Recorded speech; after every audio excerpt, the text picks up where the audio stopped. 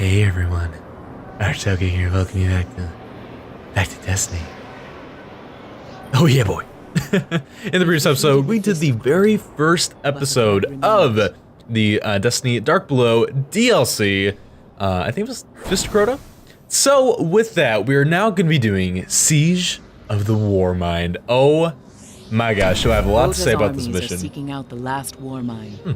You must stop them from finding Rasputin. You got it, Eris. Gotta say, I really do enjoy Eris Morn's character design, but you know what I enjoy even more than that?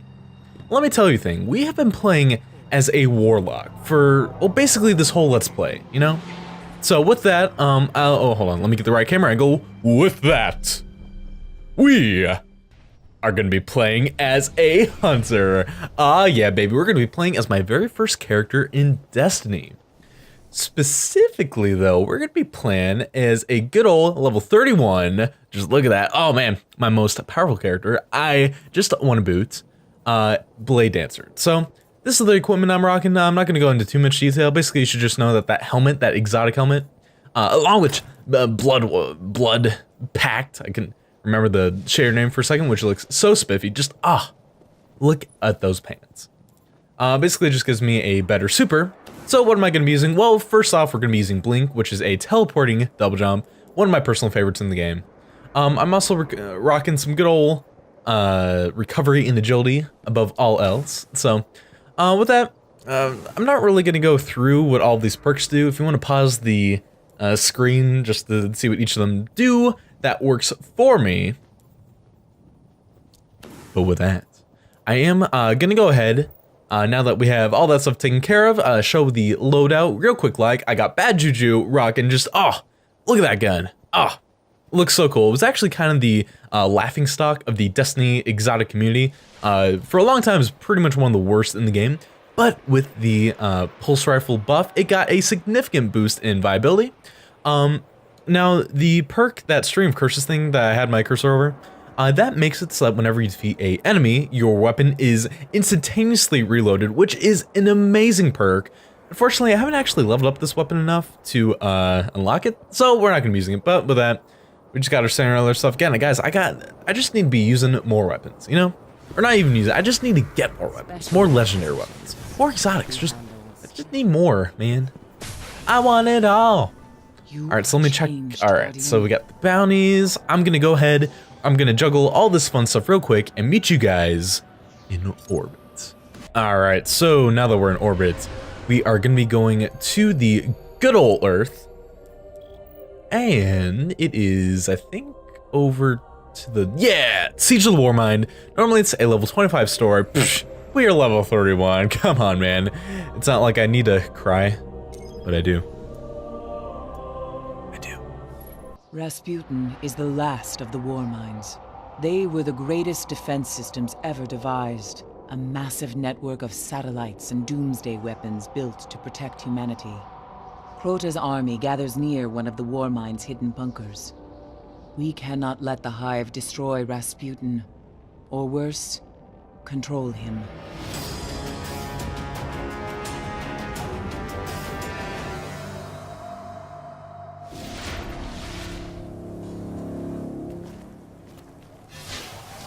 There's a secret entrance to the Warmind's bunker beneath the Forgotten Shore.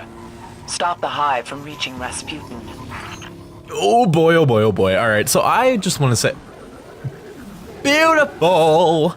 I just want to say I have what may just be the quintessential love-hate relationship with this mission. Why, you ask? Well, first off, I do believe someone's going to start speaking, so let me get interrupted. Rasputin remains silent, there it is, but still fights to protect us. We cannot let Crota's army find a way around the Warmind's defenses, or Crota's disciples will flood the Earth. Alright, so first and foremost, I want to say, this mission, in my opinion, is one of the most brilliantly presented story missions in the game. With that being said, when you put it on a hard mode, it also becomes one of the hardest story missions, in my humble opinion, even with me being slightly overleveled. You know, one level doesn't make that big of a difference. But even with that, oh my god, does it make a difference. Also, this screen effect that you see is invisibility, a ability exclusive to moi, the Blade Dancer.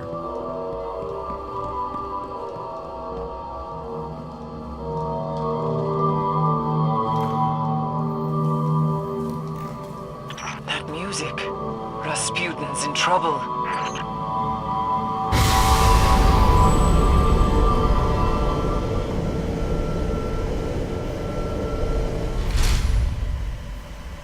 I've never known him to welcome visitors.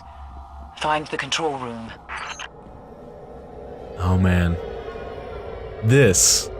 Oh god, I will never forget the first time I played through the story mission. It was just the amount of eeriness. The fact that, spoiler alert, during this mission, instead of the usual soundtrack, Bungie actually uses a piece of classical music, which I'm gonna go into much greater detail when we get into like the bulk of things, but god, just look at this place. Like the background ambient noise, the design with like the diamond. Oh, I love, dang it. The Hive. They found a way inside.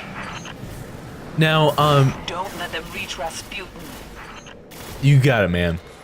Now, truth be told, not only do I just, seriously, I just love to appreciate just the amount of detail that goes into Rasputin's bunker. When I played through this for the first time, and actually I ended up, I was so overwhelmed by the difficulty because I was 2 levels underleveled, that I actually had to abort the mission and like restart it at lower difficulties. When I first played through this for the first 2 times, I spent my time, when I first got into the bunker, just admiring the scenery, and when I got to this section, there weren't any enemies. I truly did not realize that there were supposed to be Hive, like during this part of the mission until I played it for the 3rd time on my Titan. So I was just blown away, and then when I was practicing the story mission, I got to, like, I was able to replicate that again, so it's definitely a glitch, and I don't know what exactly causes it to happen. I just thought that, like, not, like, just running in straight away into this part of the map was what caused that to happen, what caused the Hive to not spawn in. Since then, I've not been able to replicate it, so for those of you guys who play this game, if any of you have run into that glitch and actually know of a way to successfully replicate that every single time, definitely comment down below and let me know your method, because it definitely saves a lot of time, because hooey mama are there a lot of Hive. With that though, oh, almost thought for a second we were done with the waves. Okay, so not quite yet, but I think we're getting near the end, I think. Okay, yeah, just tonight. Alright, so even though he's major, we got this. Now, I do recommend at the very least, for this mission, make sure that at least one of your either secondary or heavy weapons has solar damage. For reasons. Many reasons. Alright, we unlocked the room. This is Rasputin. It's his core. This is where that ornery supercomputer has just been helping us and causing all kinds of problems for us throughout our entire adventure. Find the controls. Make sure the Hive haven't destroyed Rasputin. Alright. God, I love this room, and it's gonna, and just the fact that it's shaped kind of like an arena is kind of to show things upcoming. Oh god, okay. Something's wrong. Another thing. When I first played through that mission and that screen turned red, I legitimately scared. Like, I legitimately, like, flinched and, like, almost, like, dropped my controller. Like, oh man. It's time to go kill. Oh, no. Okay, so me using the super may or may not have just been a complete waste of it. But again, I was just, like, scared out of my mind when the screens turned red. And that is exactly how I reacted to that. I used my super, I was trying to get rid of her ASAP. Did you guys hear that?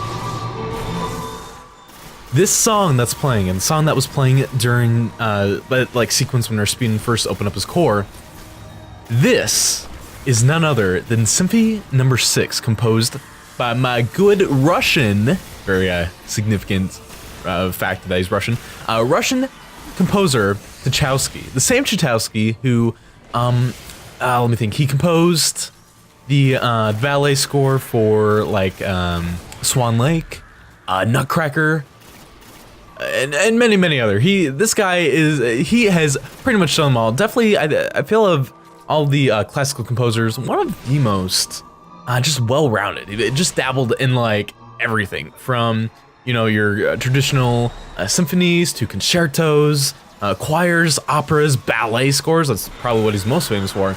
But seriously, the guy did it all. I am a huge fan, as a band geek, of classical compositions. My mom actually got me watching many ballets during the later years in my high school years.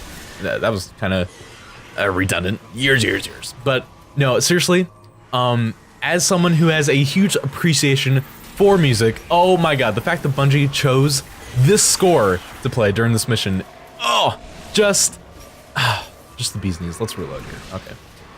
So, I just want to say, knights. Oh my god, are the knights gonna be such a problem in this mission? At least for me. Definitely, the knights, in my humble opinion, are, I think, what makes this mission, oh god, excuse me, just one of the hardest story missions in this game. So, I don't know if you've been able to see it by now, but every single one of these waves is kind of led by these wizards, these Wakers of Crotas. So their biggest thing is that they spawn these vestiges, which if you walk into them, take out a humongo chunk of your health, and all in all, it's just really not a good time. As you can see, like, oh god, I've been in the red for so much of this fight already. They deal a ton of damage. They are just the biggest nincompoops. Love to take cover from you and then blast you into smithereens with their music. Oh, more music.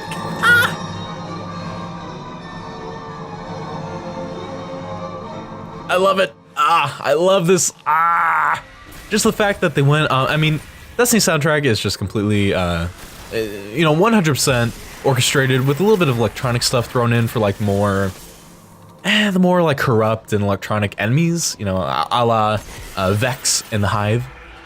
But even then, just the fact that the live orchestra is taking place to this classical piece of music, just and the fact that they picked such a eerie and just such a somber and like melancholy track to begin. Oh, look at that money shot! But just such a somber track. I did a little bit of research with this track, and apparently, and I do think that this played a huge part into like why this track specifically was selected for this mission. But Tchaikovsky actually died 9 days after he first premiered this song. I mean, you want to talk about something that's super chilling. If you guys have the time, the song itself, it kind of depends. Oh, that was not a smart idea. Why did I do that? But the song itself lasts about 50 minutes, give or take, depending on like which composer and like which direction the composer takes this symphony. So, you know, oh man, I got hit by the siege. Yeah, that thing does a ton of damage, but give or take, it lasts about 50 minutes. But if you have the time, oh my god, is it worth a listen to? Seriously, while I was just doing some background work, my second job, I work for my dad. I do all of his web and graphic work. I just popped it in while I was doing the work, and oh, by the end of it, I was crying like a baby, man. Oh, it is so beautiful. So again, you know what? I think I might even try. You know what? I think I might even try to find my favorite version of the song and try to superimpose it like I do for like the game's regular soundtrack during this fight. Oh, I think that'd be really fun. You know what? Challenge accepted. I do want to say that Bungie actually applied a few like filters to kind of make the song itself sound a little more distorted, which definitely I think fits the mood of the song, of this like mission much better. But man, I love this song, guys. I love it. Now, you know what? Okay, I probably shouldn't just continuously blast the wizards with my solar weapon. Spoiler alert, it's the reason why I recommend bringing a solar weapon into this, because we're gonna have to fight so many wizards. But I recommend just blasting them Okay, you know what? I'm going for it. I'm going for it. Wow. Okay. Kinda was completely expecting to get hit by the siege since I ran right in the center, but I guess that didn't happen. But no, I recommend hitting them with one round of your solar weapon and then switching and then finishing them off with your primary weapon, just because you never know how lucky you're gonna get with the ammo drops. And if you run out of that solar weapons ammo, hooey mama are you gonna be SOL. All right, so this is the final wave of this mission. I really don't want to screw it up here. Oh god, there's gonna be so many major knights that spawn, a bunch of them wielding swords, which is just not a recipe for fun or a good batak of mine, if you will. So, oh god, okay, I'm just gonna run. Oh god, leave me alone. Leave Taco alone. Oh man, I do want to say invisibility has played such a huge role in helping me survive this mission. Oh god, he's coming. Okay. If we can just get rid of these guys, I think we'll be in the clear. So, I need to get away from them. Just to put some space between me and them so I can pelt them with my fusion rifle and then hopefully ride off into the sunset with our ogre friend. Oh, get away. No. Oh, he's right behind me. Oh!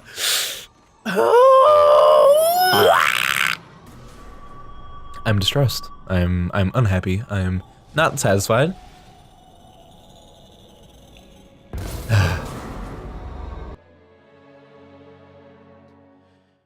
All right. Well, hey, you know what?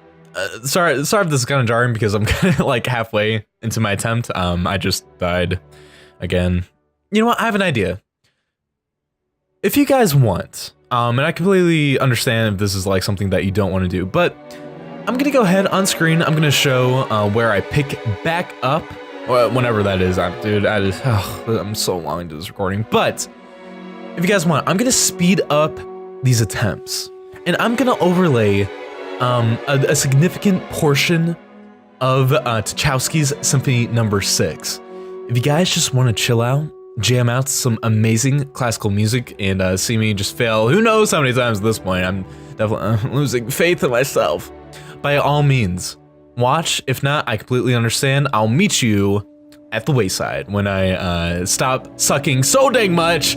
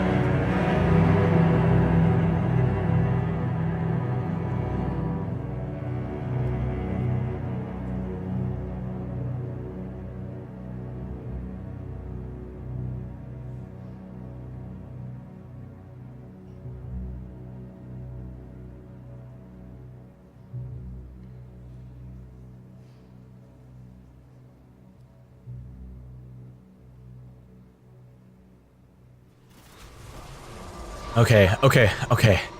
I think I have this. I've cleared out all of the enemies, I think, except for the ogre. So now we can just focus on him. He's being a mean, lean bean machine. There's more enemies. Oh, okay, it's just neckline. It's just neckline. Okay, AJ, you got this. You got this. Guys, I've been recording for 44 minutes. Who? We mama. Again, when I said that this mission is one of the hardest story missions when you put to level 30, I was not getting around. Okay, he's at like, I think a fifth of his health.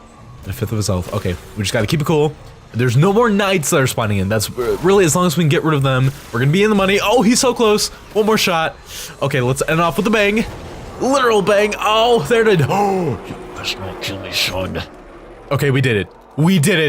Oh, we did it. No, you know what? Knight, get out of my dojo. Wow, God, look at all these vestiges. Oh my God. Oh my God. Well done, Guardian. Rasputin is safe. But Crota's army is more powerful than I thought. We cannot rest. Now is the time to stop them from waking Crota's soul.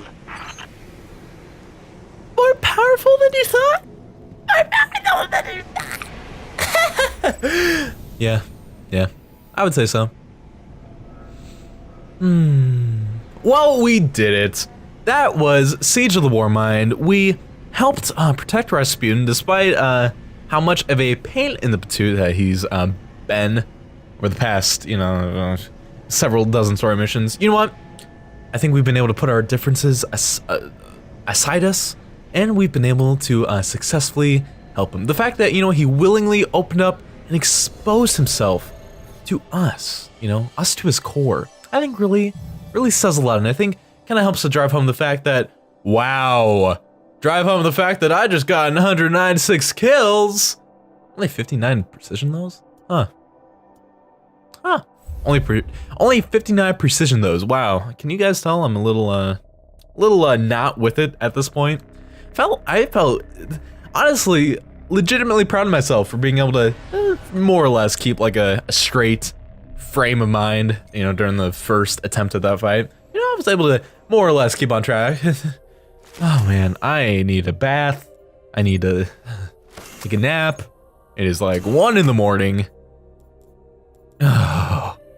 Well, anyway, that's gonna be it for the day. Thank you all so much for watching me play one of my favorite, presented story missions, but then also one of my most feared story missions in terms of difficulty. In the next episode, things are gonna be toned down a little bit. They're still gonna be super fun. Again, I love the Dark Below for just continuously mixing things up on us and kind of not just going with what our expectations for these story missions have been. I love it. So again, thank you all so much for watching. I will see you for the next episode of Destiny. Bye.